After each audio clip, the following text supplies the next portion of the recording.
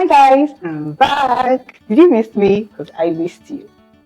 Okay. I'm not just going to ignore the fact that the video before this one says 1 year ago.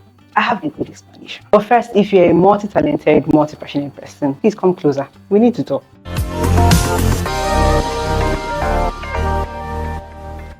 You may have grown up hearing the quote, "Jack of all trades, master of none."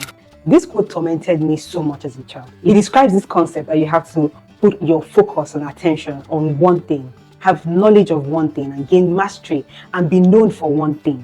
And any other thing apart from that, where you have multiple interests, is like you're disorganized and you don't know what you want to do with your life. I recently found out that that quote, even as we were told, was not even complete. And I will tell you the complete quote in a bit.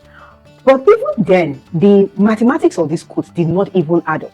If you ever start at a conference or seminar or watch something on YouTube, you see maybe a keynote speaker or somebody famous being introduced, and they say something like he's an agriculturist, an engineer, a writer, an author, and you start to wonder.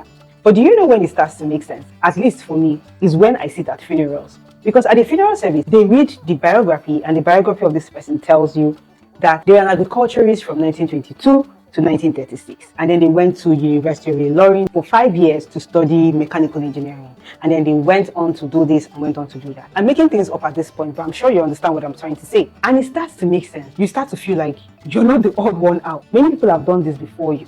The full length of the quote says, "Jack of all trades, master of none, but sometimes better than the master of one." And I'll take it. I mean, like, I'm not mad at it. But certain things are true of this quote. Certain things you have to know and accept if you choose to pursue multiple interests. You have to understand and accept that you cannot be at the same level of mastery as someone who may have put their effort and focus on one thing. And that makes sense because if you have to divide your time, your resources into these multiple interests, then it may even make your growth in any of those fields slower. But it doesn't mean that you're not making progress. Another thing you have to understand and accept is that there are seasons to this thing.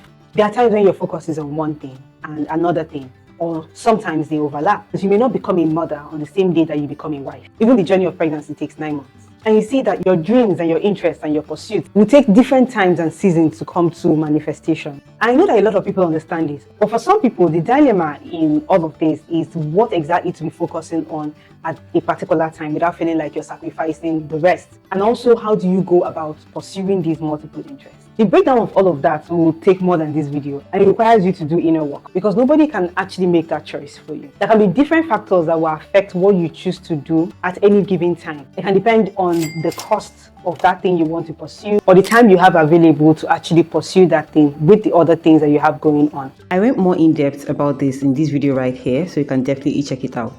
But the point of this whole video is to remind you that you've been given a gift, or in this case, multiple gifts, and you at least owe it to yourself to see where each path is going to lead you to. You also have to put away the pressure from yourself that you have to be perfect in any of these fields that you choose to pursue. But instead, focus on the character and the ability and the knowledge that the pursuit of any of these is going to build in you. And that would always be a win. Please check out the next video where I'll be talking about vision from the movie Moana. I promise you, it's not going to be a waste of your time.